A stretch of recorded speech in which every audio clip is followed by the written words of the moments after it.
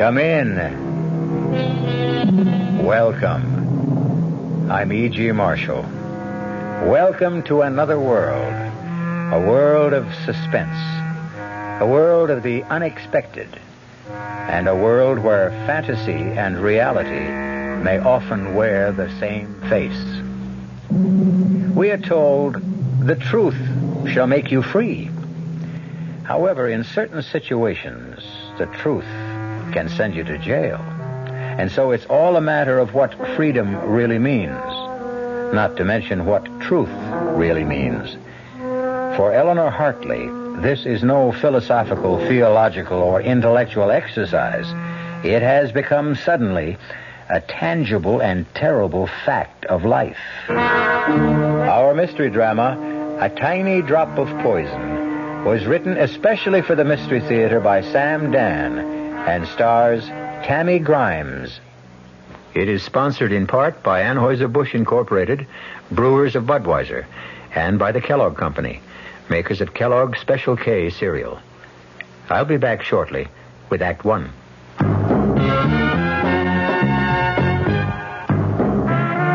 You don't see many people putting salt in their beer nowadays. Not that there's anything wrong with salt on radishes or French fries, but man, not in the king of beers. Truth is, the only thing salt can do for Budweiser is make it salty. An unwise thing to do to the only beer in America that's Beechwood aged. Unsalted Budweiser has become the most popular beer in the world. And that's because in brewing Bud, the Budweiser brewmaster goes all the way for a taste, a smoothness, a drinkability you'll find in no other beer at any price.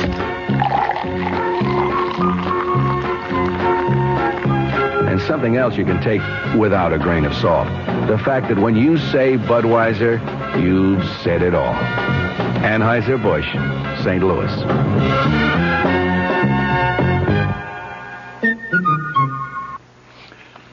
Dreaming about becoming richer? Why not wake up richer every day?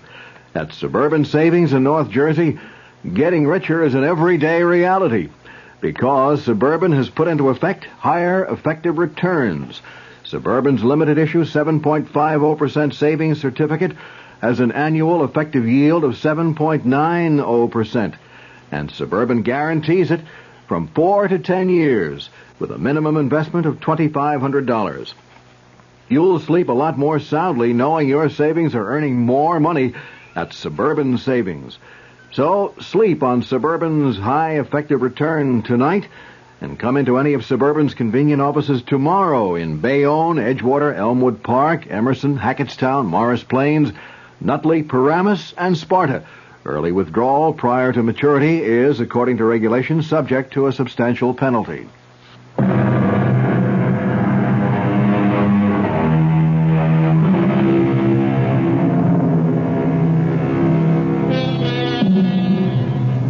There's simply no way of knowing. So often, a fateful day will begin quietly, prosaically, with absolutely no hint that the steady pace of the commonplace is destined to quicken or falter. With no intimation that today a die will irrevocably be cast, and henceforward our lives will change forever. Or even cease to exist. A day like this has dawned for Eleanor Hartley, but she doesn't know it yet. Eleanor Hartley, at 32, she has it all. Looks, brains, personality, and a mission in life that seems certain of fulfillment. And on this day, this particular day, Eleanor Hartley is in a recording studio making a very important statement. The principal issue, the primary issue, the overriding, indeed the only issue, is morality. Do you or do you not? Can you or can you not trust your elected representatives? Okay, Eleanor, thanks. We got it. But I haven't finished. That's all we need. Tom, I intend to run my own campaign. Absolutely. Maury, don't edit any of this stuff now. Grab a portable rig and come on with us. We're going to the Madison Beach Club. Just a minute. I have no intention of going to the... You know, we didn't even drink our coffee. Why don't we just relax for a couple of minutes? Mr. Caldwell, I think it's time we reached an understanding. I thought we understood each other all along. You want some sugar? I agreed to run for Congress because a group of concerned citizens asked me. Well, they did. And I thought it would be that simple. Why do I have to go to the Madison Beach Club? You want to talk to people? That's where thousands of them are. Also, you look great in a bikini. I think that's dishonest. Why? It's your very own body. Is it your fault that it's more attractive than your opponent's, who happens to be a bald, paunchy old party hack? Oh, why can't politics be simple? You know, it's been such a morning. Didn't even get a chance to see the papers. Oh, look, right here. Right here on page 1. This is what the game is all about. What? Look, we got some more results from the surveys. You have gone up 7 points in the last week. That's not very much. Are you kidding? An unknown running against Big Jim Parkhurst, an entrenched incumbent? The way you're gathering momentum, we are in. Look, Eleanor, I have to know something. What? Big Jim is going to take you seriously from now on. I should hope so. Things may get rough. I'm not afraid. You don't know what rough is. You don't know how Parkhurst's people will probe and pry and dig. So, if there's anything in your past, anything at all... What are you trying to say? By now, Parkhurst has unleashed the hounds. They'll examine your life from the day you were born. I have nothing to hide. Good. That is... Yeah? No. No one would ever come up with anything to embarrass me. The year you were 22? What about that year? Eleanor, we can't account for it. What are you talking about? Well, we've checked you through school. We've checked you through college. You mean you've actually investigated me? Of course. When you were 23, you married Ted, and the past 5 years have been an open book. But that whole year, while you were 22... Yes. Well, like so many kids who get out of college, I was at loose ends. Didn't know what I wanted. So, I just took off. I traveled around the country. I was just trying to find myself. And I did. And that's all there was to it. Okay. Come on, finish your coffee and we're off. Hey, what? Look at that. Oh. No, it's just nothing. It's just an article here. Which article? It's got nothing to do with politics. I just happen to know this guy. Who? Oh, some guy. He was killed about 5 years ago. Murdered one night. Nobody knew why or by whom. Well, this sure throws a new light on the case. Turns out he was a foreign agent. Who'd ever thought that Paul Grover could turn out to be a foreign agent? What did you say his name was? Grover, Paul Grover. Why, did you know him? Grover. No, I never knew anyone. Go figure some people. Tom? Something the matter? I didn't feel good. Got a headache. Maybe I better go home. I'll rest for a while. Eleanor, what's the matter? I told you I have a headache. Okay. It's a woman's privilege.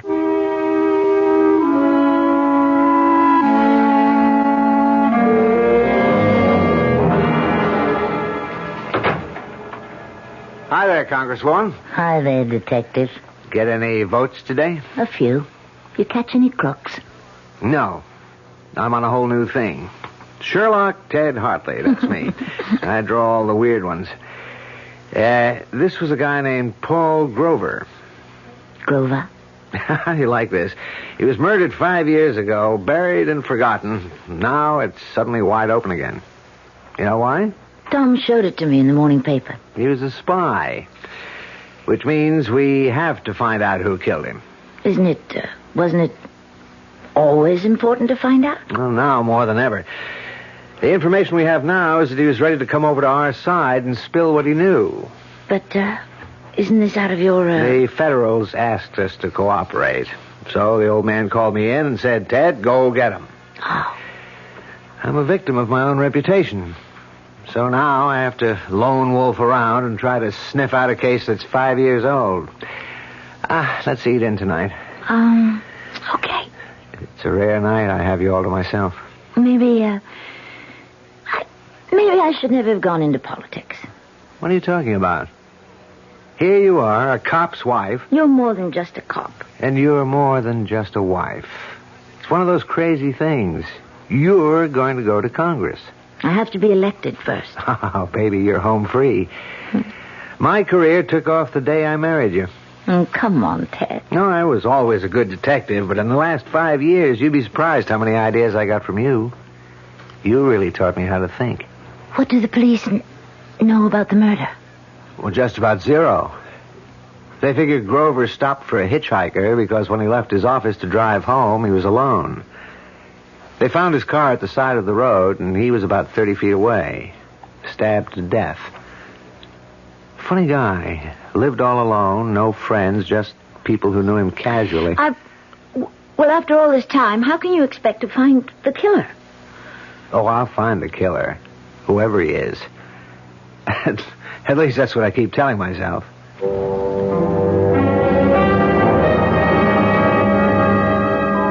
I looked at Ted. If he's determined to get the killer of Paul Grover, eventually he will. And I don't know what to do. Should I tell him now? Suppose I did. What would he do about it? But why? Why should I tell him? He can never find out. For all his skill, experience, instinct, he could never find out. No one could find out. It all happened 5 years ago. When I was someone else, drifting about in another world. How could anyone ever link me to Paul Grover? There were no clues. No one ever saw us together. No one saw it happen. No one.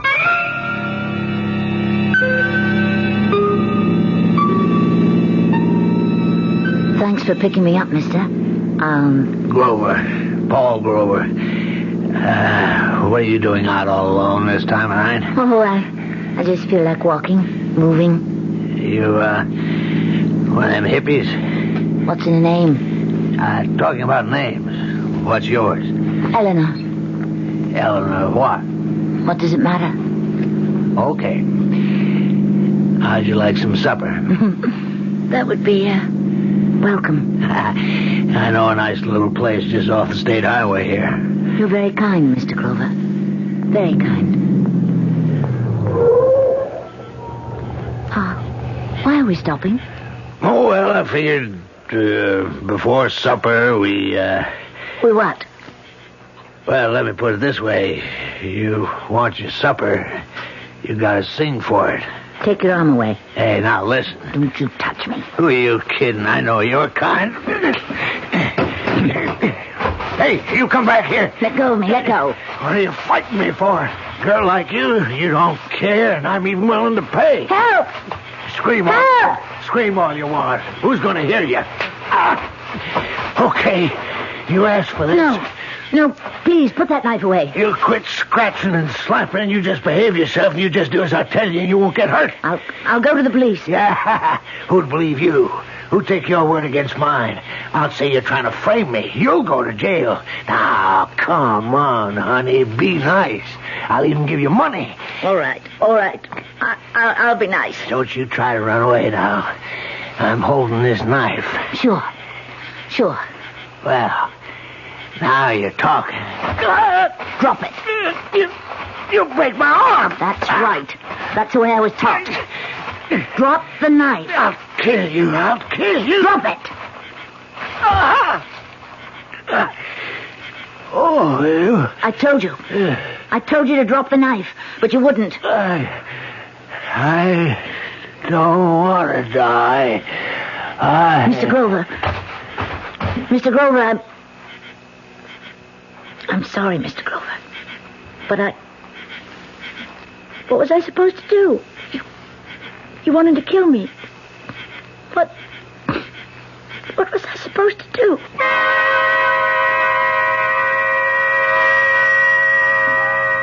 He was dead. The knife somehow had been turned against his own body. I just stood there. I remember now. I wondered why I didn't panic. But I was cool. I made sure to leave nothing behind me. Not in the car. Not anywhere around. There was no blood on my clothes. And so, I just walked away. I walked away into the night. And no one saw me. No one had seen me get into his car. No one saw me kill him. No one saw me leave. Nowhere does any shred or scrap of evidence exist to link Eleanor Daly. Now, Eleanor Hartley to Paul Grover. Well, she certainly told it the way it was. But is it true that there are really no clues? Perhaps there are no fingerprints or bloodstains, but how about other clues? Stronger clues. The clues that exist in the mind, the heart, the conscience. We may find a few of those when I return shortly with Act Two. Great taste in the morning. Kellogg's has that wholesome taste to get you up and grinning. This is Jerry Crawford for Kellogg's Special K. We've been having some fun in our television and radio commercials by using a ball and chain to symbolize the slight overweight problem common to so many of us. We point out that being a few pounds overweight is just a little more difficult for you. Climbing stairs, just walking around, even sitting down can feel, well, like you're wearing a ball and chain. In case you missed the message, it's this. If you really want to get rid of that extra weight, you really have to work at it by exercising and with sensible meals like the Special K breakfast. A 1-ounce bowl of Special K, America's favorite high-protein cereal, 4 ounces of skim milk, tomato juice, and coffee. Less than 240 calories. Nutritious and, by the way, delicious. So why not begin each day with a Special K breakfast and then keep up the good work? Special K can't help you lose weight all by itself, but it really is a good start. Hey, Mom, what's for dinner? Hey, Mom, what you got? What's for dinner? Your ShopRite is featuring ShopRite or Shenandoah brand Grade A Rock Cornish hens. A real family treat at just 47 cents a pound. What's for breakfast?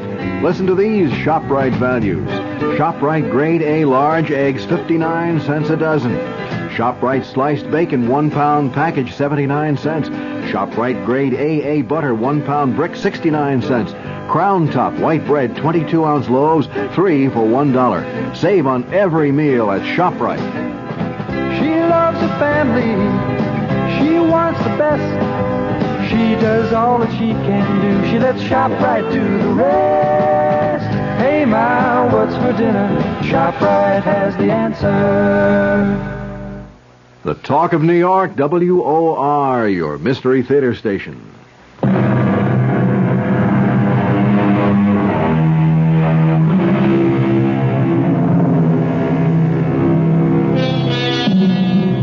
They are a most unusual and attractive young couple, Ted and Eleanor Hartley.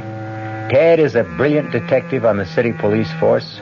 Eleanor is so bright and sincere and articulate that a citizens committee has asked her to run for Congress. Eleanor is busy with her campaign. Ted is busy trying to track down a murderer. This sounds like two different stories, but actually, it's really one story, because the killer Tom is looking for happens to be Eleanor. No, don't. Let me go. I'll kill you, Mr. Grover. Kill you. Eleanor, darling. Eleanor, darling, wake up. What? Oh. I must have had a nightmare. You were muttering and mumbling the craziest things. I think it's just I've been working too hard. Darling, you don't have to put so much into it. There are lots of people working for you. I want to be elected, Ted. I feel I could do so much good. Sure. I feel I owe something. You owe something? What? I feel I have a debt. I have to make up for something. What? Oh, well, once I did someone an injury. Who? It was a long time ago. Yeah, but if it bothers you... This person had it coming. Then forget it. It's not that easy. Want to talk about it? No. Part of our bargain, remember? We'd never press each other for details about what happened before we met each other. Well, I'd say overall it's a good bargain, but... Tell me, did I bother you with this Grover case? Bother me? Yeah, your nightmare. You were mumbling, but You don't want to talk about it? No, I'll talk about it if you want. I remember reading. It was such a messy murder. I have to find the killer, no matter how long it takes. I'm scared because I know Ted means it. He never quits. He'll stay with it forever. I don't know what to do, but how can I tell him? How can I confess? It was self-defense, but it'll be the end. Not just the end of my career, but the end between Ted and me.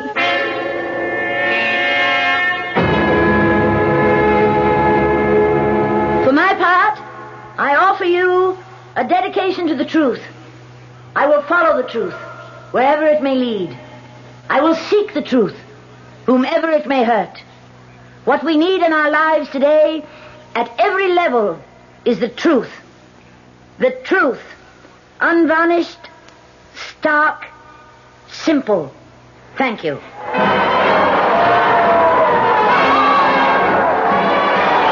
on. We have to go. Come on. How did it sound, Tom? We'll sneak down the back stairs. You're due on the south side in 15 minutes.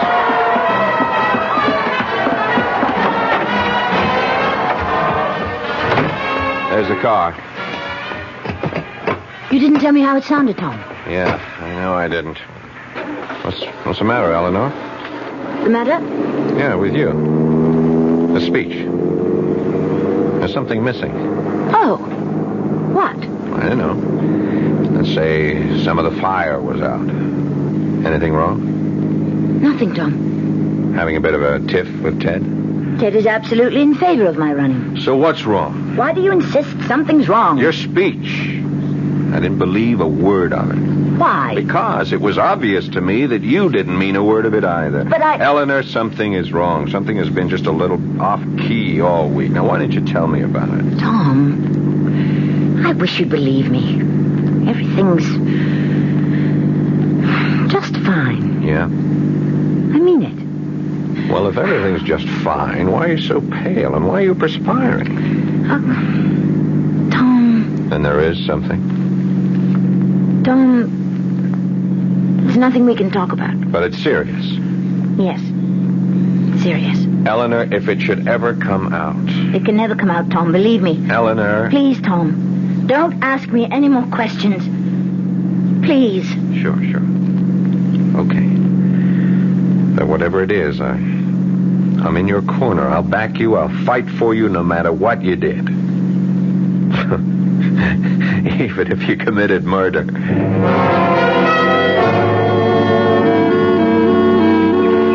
I can't believe we have a free afternoon. Not Ted. You've been busier than I have. Well, that's true. I'm the one who's been doing the neglecting. Guilty. I even got you out here on false pretenses. I'm working. Working? Mm-hmm. I said, let's park the car and go for a little walk in the country, but right here is the site. What site? The site of the murder. The Paul Grover murder. Right here, past this tree. Ted, Huh? What is it, darling? something about this place.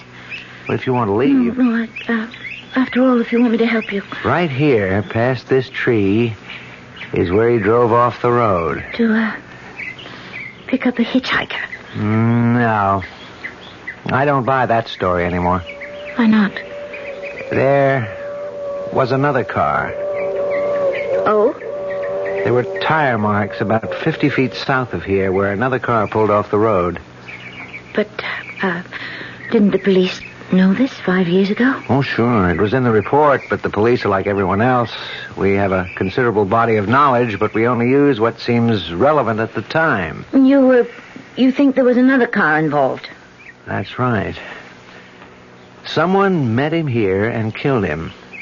It has to be that way, because he was being set up. So you see, I've got some clues. I have those tire marks.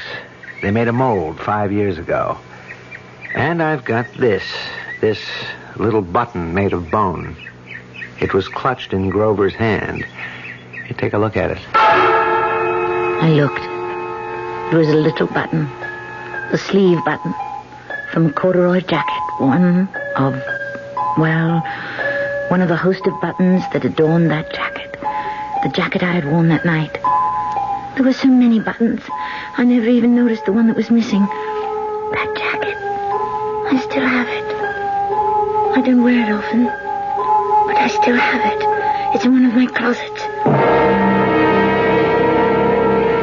What you're saying is that if you can find the jacket it came from, you've got your killer. That's right. I've got him. Him? Well, it's from a man's type field jacket, very popular about 5 years ago, although lots of people wore them. I think you've got one like it back home. Anyhow, there was a fight. Grover was stabbed. The killer took the money. But I didn't... Didn't what? I didn't know that robbery was the motive. Wasn't it supposed to have been a secret agent thing? I figure a hired killer. But he was stupid enough to pick up some loose bills. That should hang him. Are you sure? You know what else I've got? I found a witness. There's a little restaurant a couple of miles down the state highway. Certainly, I don't mind telling you the story again.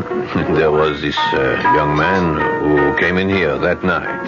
How can you remember so far back? Oh, Mr. Grover was a steady customer, was a good customer, so I remember what happened the night he died. Yes, he was a good customer, but he put ketchup on everything. Anyway, on that night, this young fellow, he comes in, he was wearing a corduroy jacket and denim pants. Why did you notice him? Well, you see, he ordered a steak, and then he pays with a $10 bill, and there's blood on the bill. Blood? Yeah, so I says to him, this looks like blood. He says, does it? And I says, how did blood get on this bill? And he says, maybe it's blood money. He takes his change, gives me $1 tip, and leaves. Why didn't you tell this to the police? They never asked. Would you believe that this lieutenant here is the first policeman that's walked into my restaurant since it happened 5 years ago? And can you describe him, Hugo? I have never forgotten him. He was a big man, 6 foot tall, about 200 pounds. He had black hair, brown eyes, a big scar on the left side of his chin, and the tip of his left pinky finger was missing. Thanks, Hugo. Oh, no, sir, yeah, don't mention it, Lieutenant. As far as the wife is concerned, madam, if I get up early on election day, I might even vote for you. You would? Why? Oh, I don't know. Maybe that's why. What? Well, you see, you tell the average politician that you're going to vote for him. He shakes your hand. He looks sincere. He says, thank you.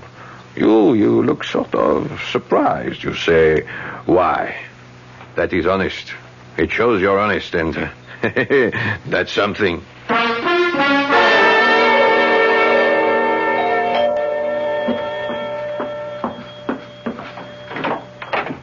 Hi, Eleanor. Come in, Tom.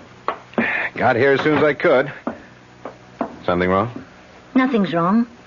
Or maybe everything's wrong. Okay, Eleanor, spill it. I don't care what you have to tell me. I don't care how bad it is. Let's get it out of the way. You carry the thing around with you, Tom. You justify it. You say there was no help for it. It wasn't your fault. Why should you pay for it? But it doesn't let you alone. Whether you admit it or not, it keeps building inside of you, and you feel you just have to tell someone. I understand. Everyone has his own little secret. This isn't a little secret, Tom. Funny, isn't it? Of all the people I know, I feel I can only tell you. What about Ted? No, I can't tell Ted. Does it concern another man? Yes, but not the way you might think. Okay. We had to come to this point, you and I, Eleanor, because, well, we're going places together. I know. Eleanor, 10, 15 years from now, you could become president of the United States. Oh, Tom. Oh, Tom. Thank you.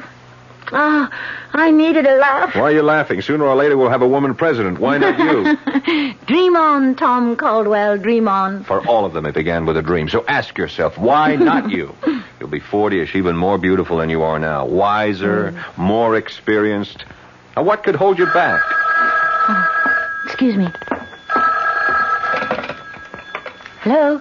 Darling, Ted, where are you? at police headquarters. I won't be home until late. Can't it wait? No, I have to do it now because I just brought in my prisoner. Who? The killer.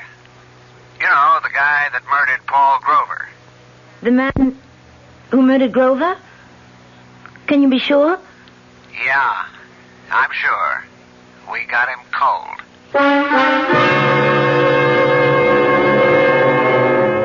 Is it possible? Can two people have murdered Paul Grover? We know of one, but who is the other?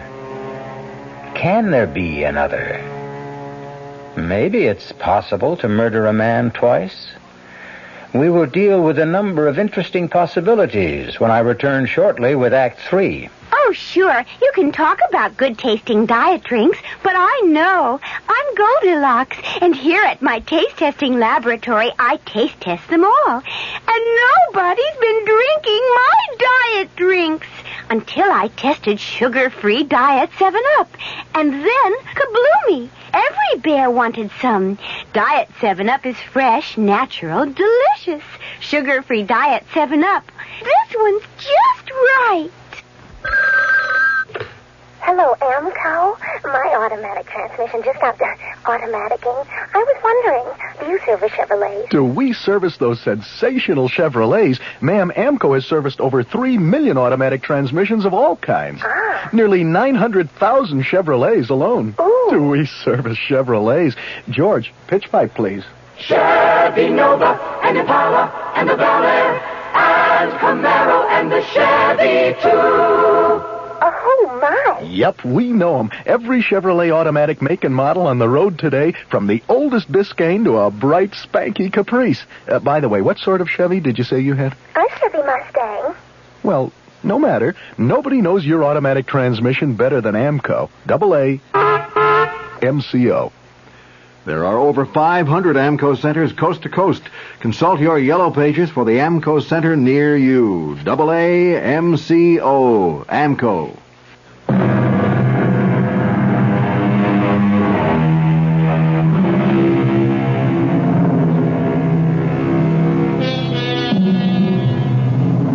Although once is usually par for the course, it does appear that some people can be murdered twice.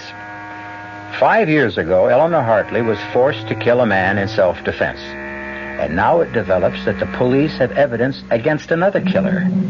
And Eleanor Hartley, whose horizons are unlimited, now has to make a crucial decision. Everything all right with Ted? Yes. Just fine. They got the killer. Killer? The one who murdered that, Paul Grover. Oh, that's great. Well, Ted is really a great detective. Who's the suspect? I didn't ask. It'll probably be in the news. Okay, Eleanor, I'm waiting. Tom, I don't want to lose everything. Why should I lose everything? You won't lose anything. Don't say that. Is it that bad? Yes. Well, then it'll have to come out. No, it won't. Eleanor, Big Jim is out to get you. He'll stop at nothing.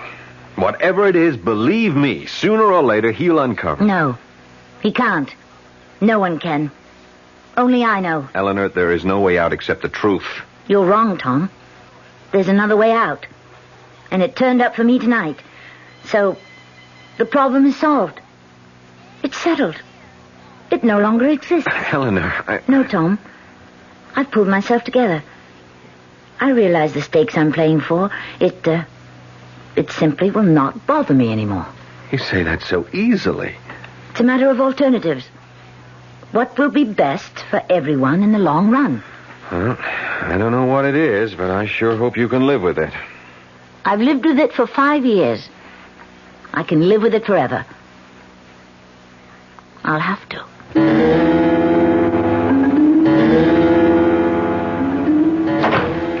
Ted? Oh, I'm sorry. I woke you. Did you think I could fall asleep?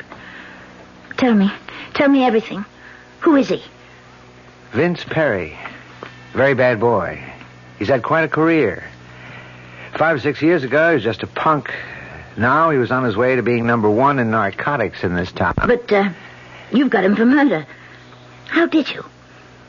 Well, after all, 5 years ago, the police couldn't get anywhere. Well, I had one break. That little restaurant. I guess the detectives never went there last time. It is an out-of-the-way place, but... But why didn't Hugo come forward? Hugo represents a large group of people. Guys like Hugo simply don't volunteer. But all Hugo gave you was the description. It was enough. It told me it was Vince Perry. But the description, is it enough? 2 other things put him on the scene. The tire marks. They're a very special Italian tire. I checked back. I found out that Vince Perry had come into some money, bought an imported custom Italian car. Oh. And the button. I made the rounds of clothing stores all around his neighborhood. Mm-hmm. Found out where he bought most of his clothes. Guy checked back through his records, and sure enough, Vince had bought a corduroy jacket with that type of button. Would all that be enough? The description, the button, the cast the cops took of the tires 5 years ago. Plus, well, I shouldn't say that. What? Plus the fact he looks like a killer. Has a bad reputation. Well, we don't have to worry about him anymore. Why did you say that? Who was worrying about him? Well, I'm sorry. Did I say something wrong? No, let me just swallow this.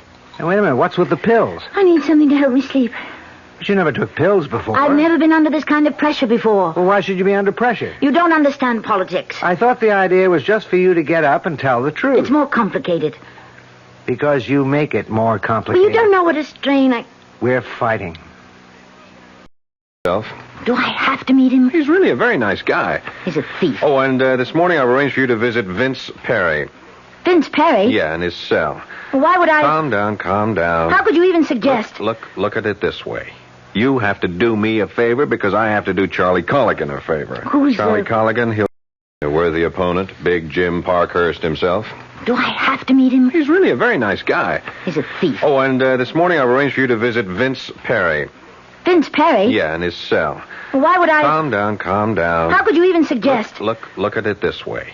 You have to do me a favor because I have to do Charlie Colligan a favor. Who's Charlie Colligan? He'll deliver the vote for you in the 4th Ward. This is the kind of politics that I intend to fight. No, my dear, these are the kind of politics that I shield you from.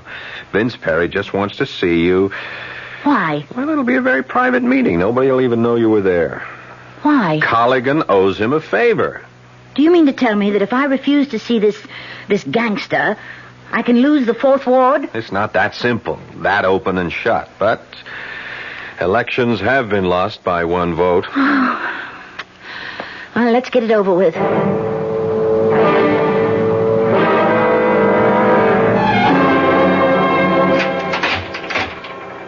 Well, nice of you to show up, Congresswoman. I haven't been elected yet. Oh, I hear it's in a bag. I only came as a favor to a good friend. Now, you're getting the hang of politics. That's what it's all about, no? Favors. I agreed to come to your cell on 2 conditions. A, it would be kept secret. B, I would do nothing that's foreign to my principles. Okay. Let's find out what your principles are.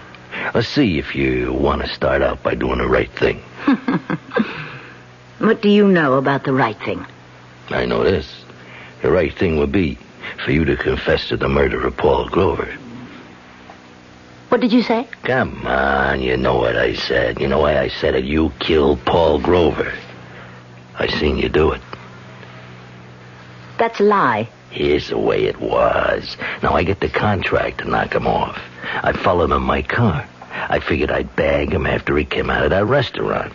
But first he stops and picks you up. Then, after a couple of minutes, he stops again. So I stopped. I heard it all. I seen it all. I let you go. Why not, huh? You did my job for me. I never forgot what you looked like. You can't prove a word of it. I'm in the spot you were in when he tried to attack you. Now, nobody would have believed you then. Nobody would believe me now. What do you expect me to do? Like I say, the right thing. There's 2 kinds of people, honest folks and thieves. Now, there's a law.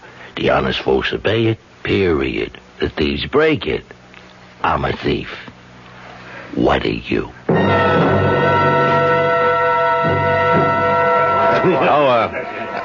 Eleanor, I don't think you two have ever met. I'd like to present you to your opponent, Congressman Jim Parkhurst. How do you do? Well, so you're Eleanor Hartley. Well, now I know why I'm going to lose. You're even prettier in person. I think I'll leave you two to chat. Excuse me. Are you already conceding, Congressman? Oh, sure. My time's run out. Really? But you're running a very aggressive campaign. Well, you kill a snake, the body can still wiggle. No, dear, I've had it.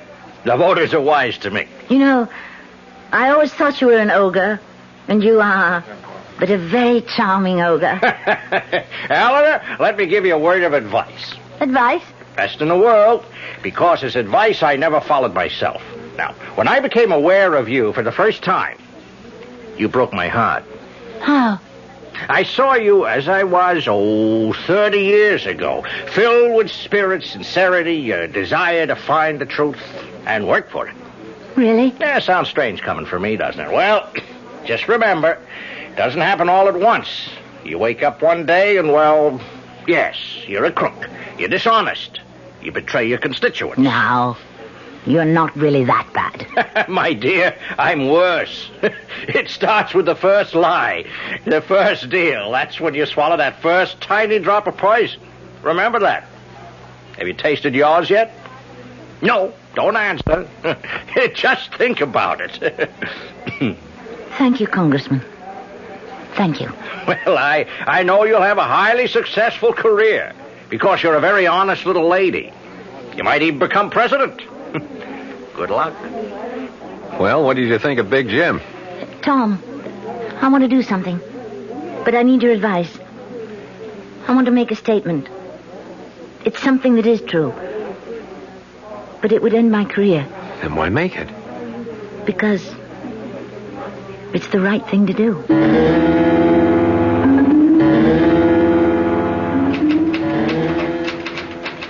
Ted, what are you typing? How was the big luncheon? Oh, the usual. What are you typing? Here, want to read it? To Chief of Detectives, dear Inspector Summerfield, please accept my resignation from the police force. Ted, what's this? Oh, I don't know. I just don't want to be a cop any longer. Why? Why? Well, look, you'll be going to Washington. I thought Why do I have to be a cop all my life? Why can't I try something else? Because, Ted, for you there is nothing else. Look, let it go. Ted, I love you. I love you, too. What do you want me to do? About what? You know. How long have you known? How long have I known what? When did you first find out that I killed Paul Grover? The first night I got the assignment. You told me about it in your sleep. You were having a nightmare, but you told me. And every night since then, in your sleep, you kept telling me. The buttons missing from your jacket in the closet. Why didn't you arrest me? How could I? Why should I? Besides, this is the perfect setup for Vince Perry. He's a rat. We're better off without him. Yes. And Paul Grover would have been killed by him an hour later. Why should your life be ruined? It's better this way. We need you more than Vince Perry. And it was self-defense anyhow. Then why do you want to resign from the force? Because I just made my first deal. I've taken the first drop of poison. Someone else said that to me earlier. I'll stop now before I become the kind of cop I have no use for. Hey, what are you doing? You can't resign, Ted. You're going to make an arrest. No, I won't. I can't. You can. You must. I've taken the first drop, too. And I can't live with it either. Please, Ted. But it'll be the end. No, Ted.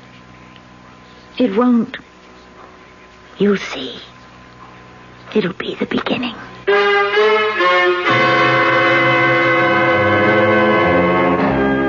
It was quite an unusual arrest and an unusual confession, an unusual trial, and a rather unusual verdict. Not guilty. It would be nice to be able to say that she was elected, but no, there is a limit to the unusual. A pity. I'll be back shortly. Hi, Ms. Goldilocks here. Professionally taste-testing diet drinks can be very difficult, but I've just had to bear with it. Then I found sugar-free Diet 7-Up. It doesn't taste like other diet drinks. It's fresh, light, natural, delicious. Sugar-free Diet 7-Up tastes so good that I've taste-tested it hundreds of times, and each time I've given it my seal of approval. Yes, this one's just right. Our cast included Tammy Grimes, Paul Hecht, Robert Dryden, and Earl Hammond. The entire production was under the direction of Hyman Brown. Radio Mystery Theater was sponsored in part by new sugar-free Diet 7-Up. This is E.G. Marshall inviting you to return to our Mystery Theater for another adventure in the macabre. Until next time, pleasant dreams.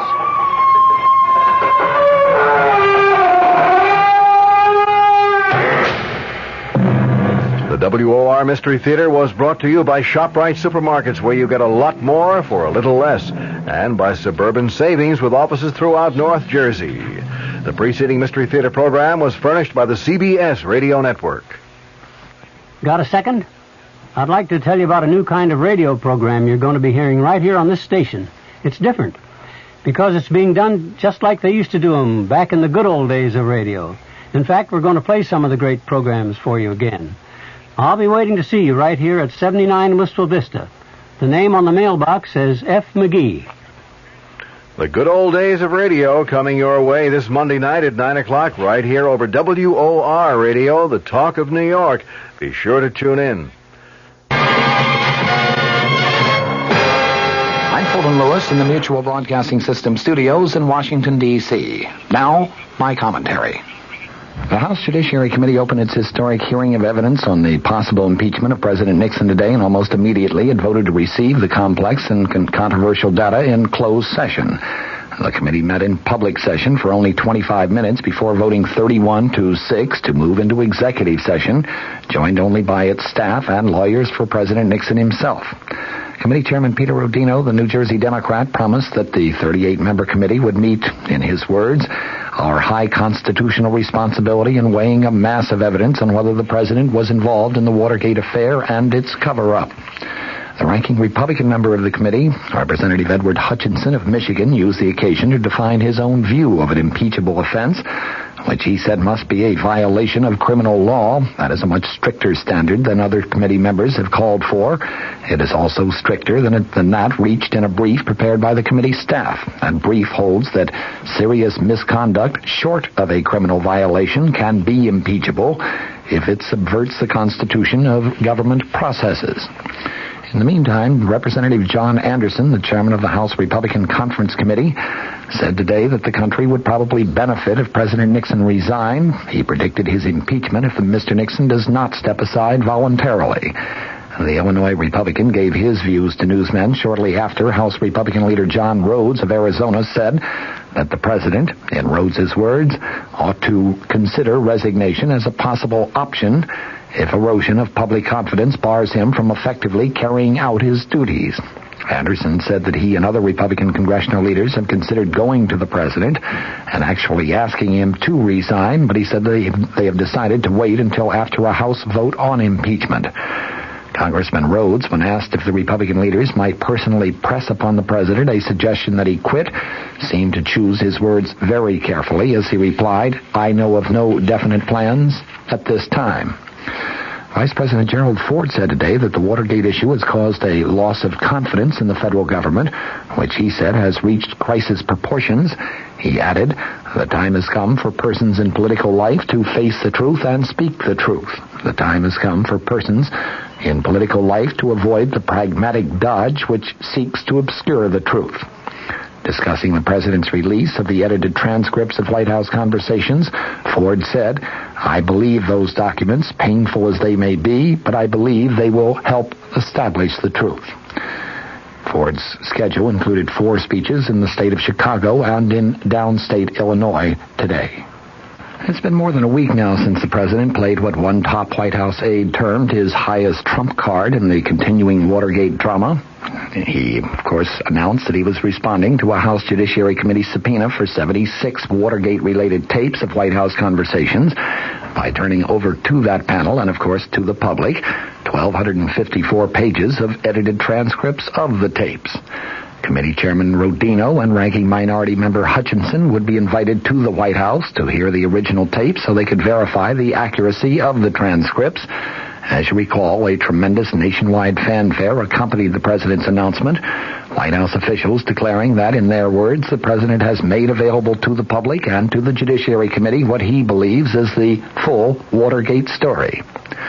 With that, presidential attorney James St. Clair stated flatly that no further Watergate tapes would be handed over either to the Judiciary Committee or to Special Federal Prosecutor Leon Jaworski.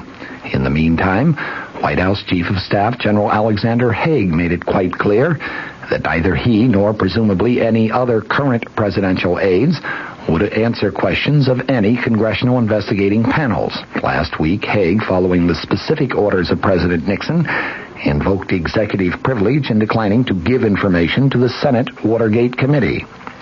To put the entire situation in its proper perspective, I think several aspects must be analyzed. First, why did the president decide to release the transcripts of the Watergate tapes? While it may have been legally proper to completely ignore a subpoena from the legislative branch of government, I think politics obviously decreed that the president had to make some response. His chief advisor suggested, and he agreed, that his own best defense would be a strong offense.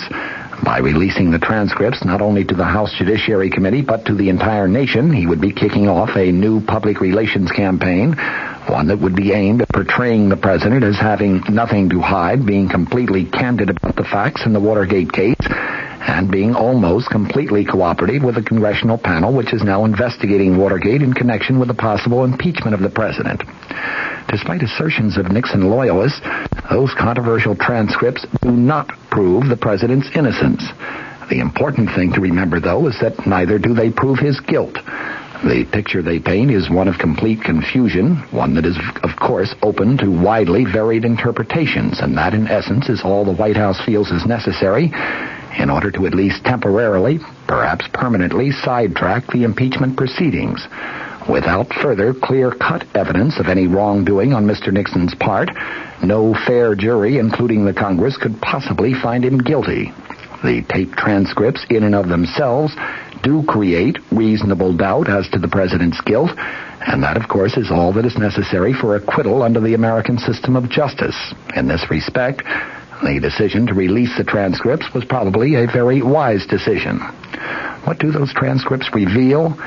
Well, when read in their entirety, they do not substantiate the president's claim of May 22nd of 1973 that he had undertaken, in his words, an intensive effort of my own to get the facts and to get the facts out. Conversations covered by the transcripts seem more like script writing sessions, a coordination, a very careful coordination between the president and his chief advisors, Ehrlichman and Haldeman, regarding a plan of action regarding the Watergate case. There is nothing conclusive indicating that they were concocting some plan of action to protect administration insiders who might have been involved in the break-in of June 17, 1972 at the Democratic Party national headquarters.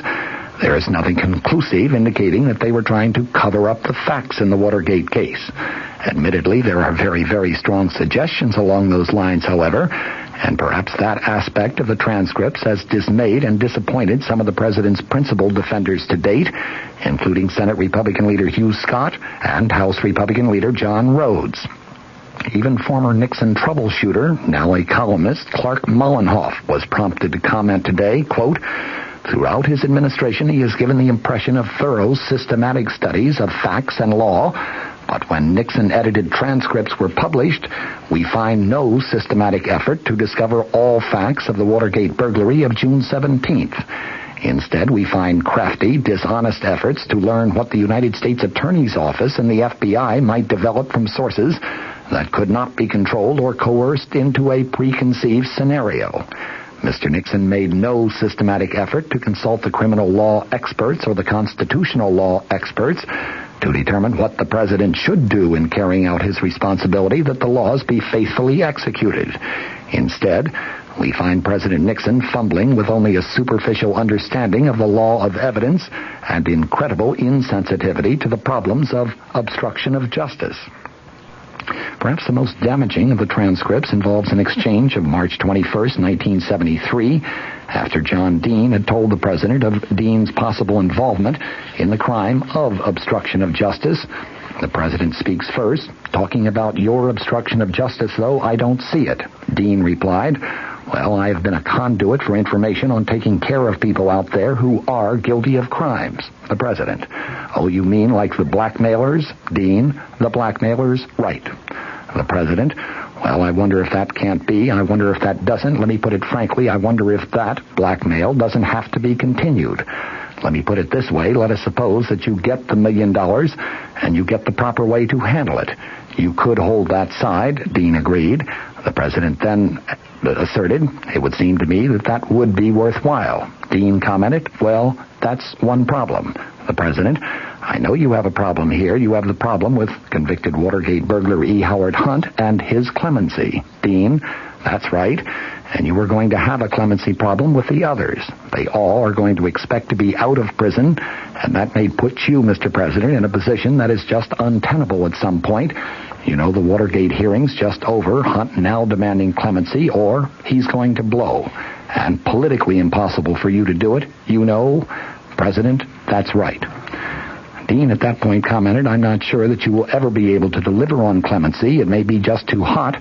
The president responded, you can't do